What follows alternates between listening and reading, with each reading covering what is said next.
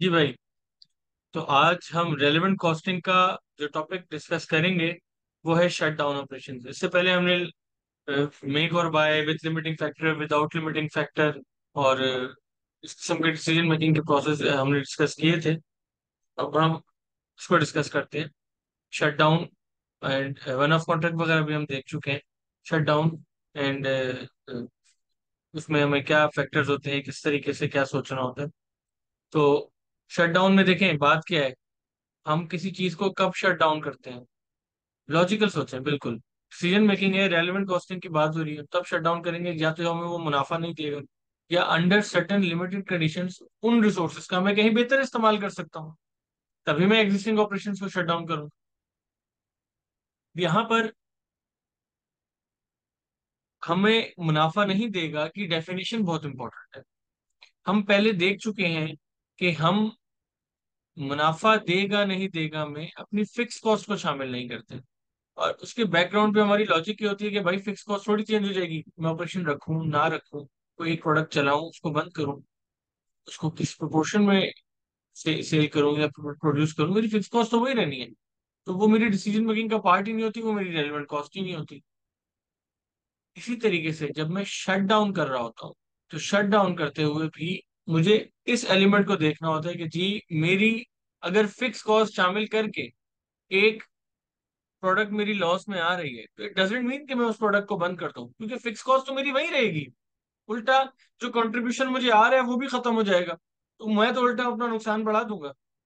अच्छा, अब इसका सवाल करने से पहले, चूंकि हम शटडाउन की बात कर रहे हैं, तो आहिस्ता आहिस्ता हम अपनी नॉलेज बेस को भी बढ़ाएंगे। मैं आपको एक कंसेप्ट बता दूं जो बहुत सिंपल है, और आप वो डे टू डे इस्तेमाल भी कर रहे होते हैं, लेकिन उसको हमें इस वक्त बताना जरा जरूरी हो जाता है।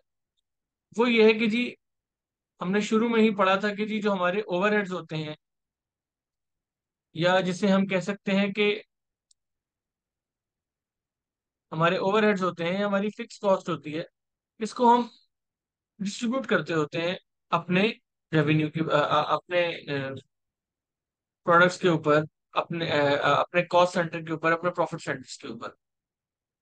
जब हम इसको डिस्ट्रीब्यूट करते हैं तो हमने मुख्तलिफ आपसे आप देखें ट्रेडिशनल ओवरहेड एब्जॉर्प्शन रेट निकलता है, कभी हम ट्रेडिशनल मेथड यूज करते हैं, तो कभी हम एबीसी मेथड की तरफ चले जाते हैं, जो कि कॉस्ट बेस्ड होती है कि जी जो ड्राइवर्स हैं उसके इसके हिसाब से एलोकेट करना है। यहाँ पर दो अल्फाज का बहुत कॉमन इस्तेमाल होता है, एक होता है एलोकेशन और एक होता है अपॉर्शनमेंट। अच्छा, अब जो एलोकेशन और अपॉर्शनमेंट है, यानी कि मेरी जो फिक्स कॉस्ट है, या मैं उसको एलोकेट कर रहा हूँ, या मैं उसको अपॉर्शन कर रहा हूँ, या मैं दोनों कर रहा हूँ। देख लेते हैं मैं कर क्या रहा हूँ। अगर तो मेरी फिक्स कॉस्ट किसी ड्राइव किसी बेसिस पे जा रही है, किसी एक्चुअल बेसिस पे जा रही है, जैसे आपको याद होगा जब हम ओवरहेड एब्जॉर्प्शन रेट पढ़ रहे होते थे, तो ट्रेडिशनल आर मेथड था, लेबर आर मेथड था, उसके बाद हम जब एबीसी की तरफ आए तो हमने कहा था भाई वो कौन सा ड्राइवर है जिसको लीड कर रहा है।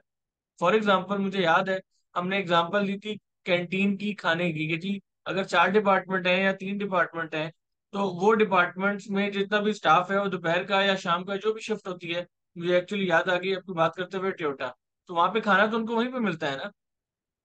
तो जितना स्टाफ जिस ग्रुप का ज्यादा होगा, जिस प्रोडक्ट का ज्यादा होगा, जिस डिपार्टमेंट का ज्यादा होगा, जो भी मेरा कॉस्ट सेंटर है, उसके हिसाब से उसका खर्चा बढ़ जाएगा। लेकिन अगर मैं एक या दो डिपार्टमेंट बंद कर दूं, लेट सपोज के टोयोटा वालों ने उस जमाने में जब मैं गया था तो मुझे याद है कि एक्सएलआई, जीएलआई, एल्टिस और कोरे ये बनती थी। लेट सपोज उन्होंने इन चारों प्रोडक्ट के वेरिएंट्स को अलग अलग किया हुआ है, वो दो बंद कर देते हैं इसमें, वो कहते हैं जी कल से हमने एक्सएलआई नहीं बनानी, हमने एल्टिस नहीं बनानी, हमने कोरे नहीं बनानी, हम सिर्फ जीएलआई बनाएंगे। तो उस सूरत हाल में आपको लगता है कि इतना ही स्टाफ उनको चाहिए? नहीं, उनकी भी तो रिक्वायरमेंट कम हो गई ना। तो ऑब्वियसली अब कैंटीन में अगर पहले 25 बंदा चाहिए था, तो 25 ही चाहिए होगा। खाना कम लोगों का बन रहा है, सीटिंग अरेंजमेंट कम लोगों की है, इलेक्ट्रिसिटी कम लोगों की यूज हो रही है, तो खाना बनाने वाले कम चाहिए। तो इस सूरत हाल में मेरी वो कॉस्ट भी कम हो जाती थी।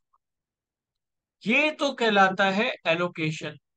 मैं एलोकेट कर देता हूं अपनी कॉस्ट। लेकिन अगर मैं किसी ऐसी फैक्चुअल बेसिस को यूज नहीं कर रहा, मैं किसी एज्यूम बेसिस को यूज कर रहा हूं। यानी कि वो खर्चा मेरा फिक्स्ड है, सिर्फ मैं उसको उसको वहां पे डिस्ट्रीब्यूट कर रहा हूं, उसको कहेंगे अपॉर्शन। इसकी भी एग्जांपल ले लेते हैं। मैंने जगह ली हुई है, फैक्ट्री है, लेकिन इधर ही टोयोटा कंपनी ने 3 प्रोडक्ट्स अपनी बंद कर दी। तो ऑब्वियसली, अगर कभी आप तो नहीं गए, लेकिन मेरे जमाने में मैं टोयोटा को एक्चुअली मैं ऑडिटर रह चुका हूँ वहाँ का। तो वो बहुत बड़ी जगह है। वो एक प्रोडक्ट कम करें, एक प्रोडक्ट बढ़ाएं, उस चक्कर में वो अपनी फैक्ट्री तो नहीं ना अपनी जगह बदल देंगे। तो बहुत बड़ा सेटअप चाहिए होता है। इस सूरत हाल में जो फैक्ट्री का, लेट सपोज वो रेंट के ऊपर थी, मुझे नहीं याद कि वो रेंट में थी या उनकी अपनी जमीन थी, लेकिन अगर वो रेंट पे, एक मिनट के लिए मजूम कर लेते हैं ना, अगर वो रेंट पर थी, तो एक्सएलआई, कोरे और एल्टिस को बंद कर देने की सूरत में रेंट कम तो नहीं हो जाएगा? रेंट तो उतना ही रहेगा। तो उसकी जो रेंट की, तो इसका मतलब है इन तमाम प्रोडक्ट्स में अपॉर्चुनमेंट हो रही थी, एलोकेशन तो नहीं हो रही थी। ये कंसेप्ट समझना और जानना हमारे लिए बहुत जरूरी है। तभी हम फैसला कर पाएंगे कि जी हमने किसी प्रोडक्ट को कंटिन्यू करना है या शट डाउन कर देना है। तो आ जाए हम अपने सवाल की तरफ चलते हैं। ठीक है जी। Test your understanding, the management of Fiona company is considering the closure of one of its operations department 3, and the financial accountant has submitted the following report. Department 1 2 3 sales बता दी हमें, यूनिट्स में, फिर सेल्स बता दी इन्होंने, amount में, cost of sale बता दी, direct material, direct labour, production overheads भी बता दिए। ओवरहेड्स तो एलोकेट ही हो रहे होंगे। क्रॉस प्रॉफिट आ गया, फिर मेरे एडमिनिस्ट्रेटिव एक्सपेंसिव आ गया, तो मेरा नेट प्रॉफिट आ गया। अच्छा जी। और डिपार्टमेंट 3 की ये बात कर रहे थे, उसको बंद करना चाह रहे हैं क्योंकि बजाय डिपार्टमेंट 3 जो है वो लॉस में है। आ जाए जी additional information. Production overheads of $15,000 have been apportioned to the 3 departments on the basis of unit of sales volume। यानी ये जो 15,000 है, ये अपॉर्शन हुए में, एक्चुअल बेसिस पे, in the ratio of expenditure नहीं हुए हुए। अच्छा जी, ओके, अभी इतनी इतनी पता है, आगे पढ़ लेते हैं, सवाल पढ़ लेते हैं। Expenses are head office overheads again apportion to departments on sales value. अच्छा जी, ये भी इन्होंने डिस्ट्रीब्यूट किए हुए। As management accountant, you further ascertain that on a cost driver basis, 50% of the production overheads can be directly traced to the departments and so could be allocated on the basis of 2:2:1। यानी कि ये जो मेरा खर्चा है, ये मेरा directly allocate हो रहा है। ये अगेन वो कैंटीन वाली एग्जांपल पे है, कम होगा तो थोड़ा मेरा अपना फिक्स कॉस्ट भी कम हो जाएगी। Similarly 60% of the expense can be allocated, allocation का लफ्ज यूज हुआ है, अपॉर्शन का नहीं हुआ। Similarly 60% of the expenses can be allocated 3:3:2 with the remainder not being possible to allocate। 80% of the so-called direct labor is fixed and cannot be readily allocated। अच्छा, ये allocated नहीं हो सकता, ये fixed है। The remaining 20% is variable and can be better allocated on the basis of sales volume। अच्छा जी। अब ये रिक्वायरमेंट आ गई थी, restate the financial position in terms of the contribution made by each department and based on these figures make a clear recommendation. बिल्कुल बात सही है, क्योंकि इन्होंने तो अपॉर्शनमेंट और एलोकेशन को मिक्स करके मुझे एक प्रोडक्टिविटी दी है, मुझे तो अलग अलग करना पड़ेगा, क्योंकि मेरे लिए मेरी फैक्ट्री का रेंट और एम्प्लॉयज को दिया जाने वाला कैंटीन में खाना बराबर नहीं है for the purpose of decision making. Again यहाँ वो सिनेरियो नहीं है, लेकिन यहाँ अलग अलग खर्चों के बारे में यही चीज लेके चले नहीं।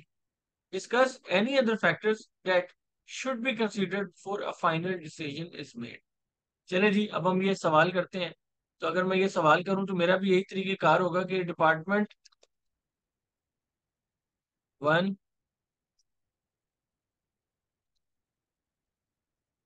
डिपार्टमेंट 2 और डिपार्टमेंट 3। अभी जो डिपार्टमेंट्स हैं, इनके ऊपर हमने देख लेते हैं रेवेन्यू, पूरी कॉस्टिंग्स की।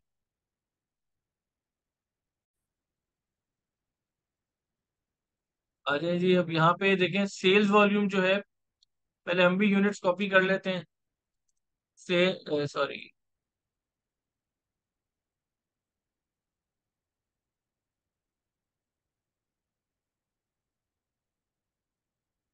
5,000 ए के हैं, 6,000 बी के हैं, 2,000 सी के हैं।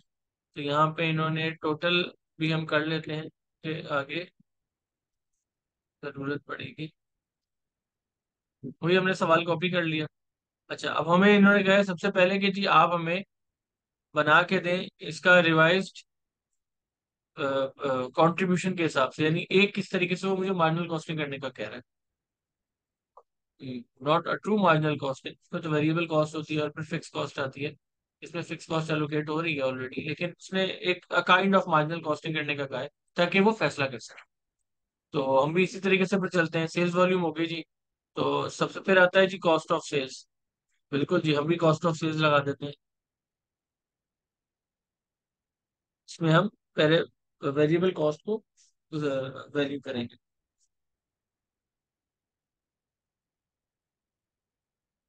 सबसे पहले आ जाए डायरेक्ट मटेरियल।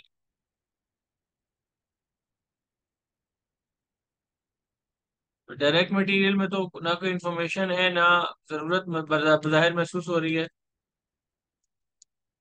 तो ये मेरी टोटल डायरेक्ट मटेरियल कॉस्ट आ गई। सेल्स मैंने ऊपर यूनिट्स में लिखी है, मैंने सेल्स वैल्यू नहीं लिखी, तो मैं सेल्स भी लिख दूं।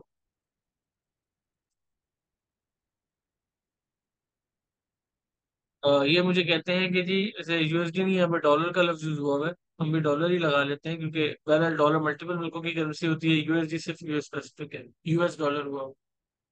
सेल्स भी कहते हैं जी 150,000 की है।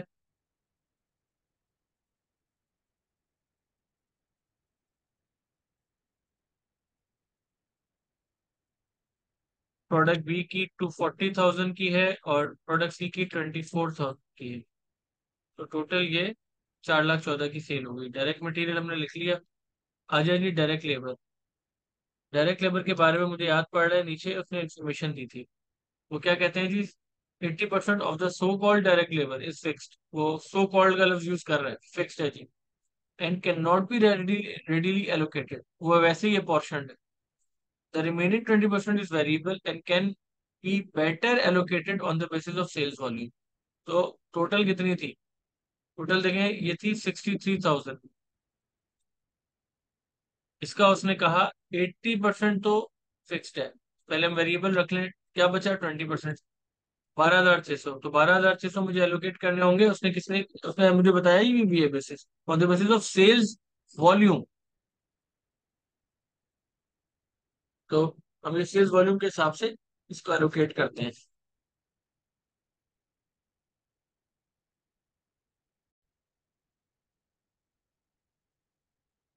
ये देखें, 5,000 unit divided by total number of units multiply by मेरी टोटल कॉस्ट। तो इसी को मैं आगे कैलकुलेट कर लेता हूँ बाकी दो में भी। तो ये मेरी टोटल 12,600 डायरेक्ट लेबर मेरी एलोकेट हो गई। आ जाए जी, अब अगला है कंपोनेंट प्रोडक्शन ओवरहेड्स। अच्छा, एक बात याद रखिएगा, 12,600 एलोकेट किया, सिर्फ 20%। टोटल मेरी कॉस्ट जो थी वो 63,000 थी। इसका मतलब 63,000 माइनस 12,600, ये 20%। अभी भी मुझे प्रॉफिट एंड लॉस में तो लेके जानी है ना, मेरी जेब से पैसा तो जा रहा है। तो मैं अपनी स्टेटमेंट बनाऊंगा जब रिवाइज प्रॉफिटेबिलिटी बना रहा हूँ on the basis of variability of the cost. तो अमाउंट को तो इनकॉर्पोरेट करूंगा ना, लीस्ट वेरिएबल है, फिक्स्ड है, लेकिन पीनल का पार्ट तो बनेगी ना। मैंने ये कोने पे इसलिए लिख दिया ताकि मुझे याद रहे मैंने इस कॉस्ट को एलोकेट करना है, ये मिस ना हो जाए मुझसे। आ जाए जी, उसके बाद है प्रोडक्शन ओवरहेड्स।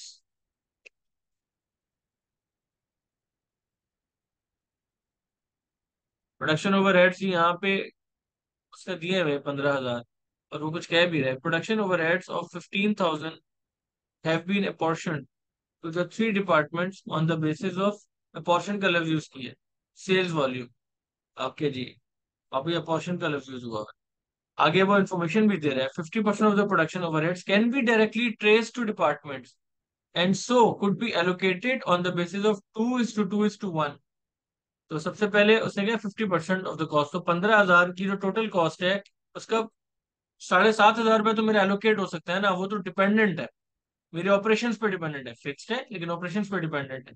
तो मेरा ये, अगर मेरे अपने किसी ऑपरेशन को शट डाउन करूंगा तो मेरा खर्चा भी कम होगा, तो मुझे इस पर आउटसोर्स करना पड़ेगा, जिससे मेरी भी a kind of variable cost to me when looking at a bigger picture, broader picture. तो इस 7,500 को मुझे एलोकेट करना है, मगर उसने 2:2:1 के रेशियो में कहा है, यानी कि मल्टीप्लाई बाय 2/5, इधर भी मल्टीप्लाई बाय 2/5 और यहाँ पे 1/5। 7,500 मेरा एलोकेट हो गया। टोटल कितना था? 15,000। तो इसका मतलब है अभी मुझे 7,500 रुपये अपने पीनल में लेके जाना है, ये भी मैंने अलग से नोट कर लिया। अच्छा जी, उसके बाद कोई खर्चा आता है मेरा, वो भी देख लेते हैं। उसके बाद ही कहते हैं कि जी एक्सपेंसेस आ रहे हैं मेरे। Expenses are head office overheads again apportion to departments on sales value. और नीचे वो दोबारा बोल रहा है similarly 60% of the expenses can be allocated 3:3:2 with the remainder not being possible to allocate। तो इसका मतलब है ये जो मेरे टोटल अखराजात आ रहे हैं 40,000 के, इसमें से 60% तो मैं एलोकेट कर सकता हूँ।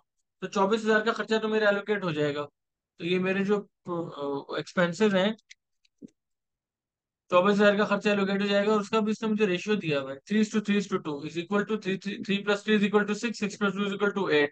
24,000 मल्टीप्लाई बाय 3/8। सिमिलरली 3:3:2 है तो 24,000 मल्टीप्लाई बाय 3/8, और इस टू 2 है तो 24,000 मल्टीप्लाई बाय 2/8। ये 24,000 भी एलोकेट हो गया, और मेरा कोई खर्चा नहीं बचा। तो अब मैं अपनी सेल्स वैल्यू में से अगर माइनस कर लूं ये सारे एक्सपेंसेस को, तो मेरा कंट्रीब्यूशन आ जाएगा।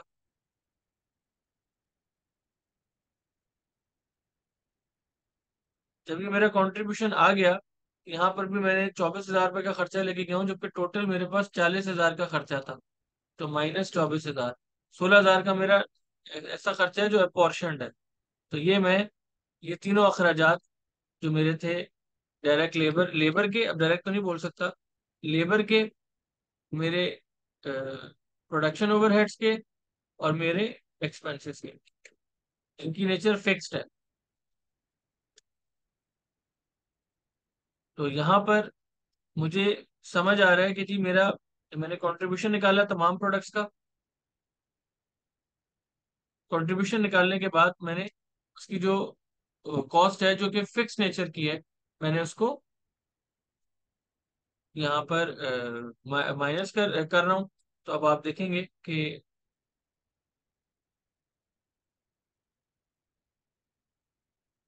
ये मेरी टोटल कॉस्ट आ गई जो फिक्स्ड है। तो अब मेरे पास प्रॉफिट, वही अगेन सेल्स, ये कंट्रीब्यूशन तो मैं निकाल चुका था। तो दिस माइनस 61,000।